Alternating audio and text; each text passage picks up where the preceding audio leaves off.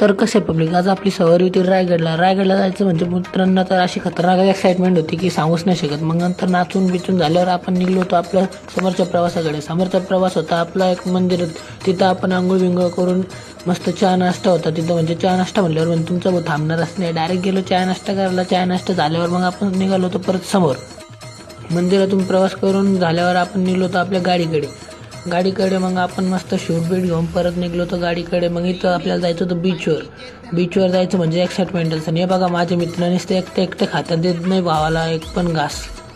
मग बीचवर एन्जॉय करून झाल्यावर आपल्याला जायचं होतं आता रायगडला. मग इथून घेतलं एक स्टॉप. मग इथून जायचं होतं आपल्याला रायगडला. हे बघा समोर रायगडचा व्ह्यू. मग नंतर झाला आपला रायगडचा प्रवास चालू आहे. आपल्या डावकेश भाई तर आपल्यासोबत होता, नेहमी सोबतच हिंडायचा. त्यानंतर आपला प्रवास तर चालूच होता मस्तपैकी. मित्र परिवार सगळा सोबत. मॅम म्हणजे आपला साथ सोडतच नव्हती. मॅमला माहिती आहे आपण कसे, म्हणजे मॅम आपला साथ सोडतच नाही. प्रवासामध्ये मस्त मजा विजय करून आपण समोर आपल्याला जायचं होतं रायगडच्या पायऱ्यापाशी. हे बघा रायगडच्या आपल्या पायऱ्याची स्टार्टिंग. मग इथून चढायला सुरुवात केली. सुरुवातीमध्ये तर एकदम खतरनाक एक्साइटमेंट होती मस्त. मग खाली फोटो काढून आपण निघालो वरती, मित्र तर आपल्यासोबतच. नंतर वरती जाताना अशी एक्साइटमेंट होती आणि सर लोक म्हणायची पाय दुकान हळू चालला. पण आपलं काय हळू चालणं होतच नाही. इथून असा खालचा व्ह्यू दिसत होता की म्हणजे एकच नंबर.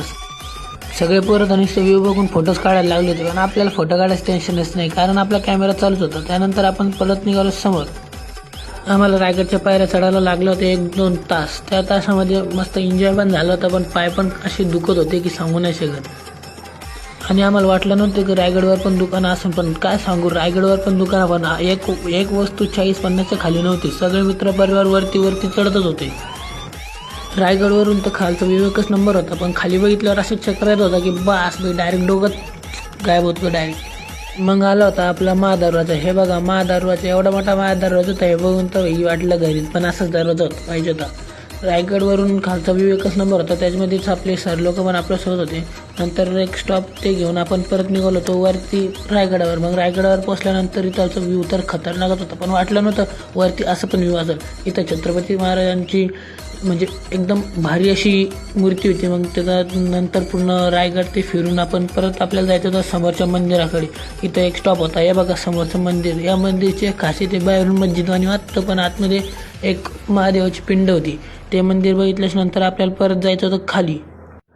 मग नंतर सर्व मित्र परिवार निघाले होते त्या मंदिराकडे. त्या मंदिराची खासियत म्हणजे तुम्हाला मी आत्ता सांगितली, एकच नंबर. म्हणजे मी पण शॉक झालो होतो. त्यानंतर आपण समोर गेलो त्या मंदिरापाशी.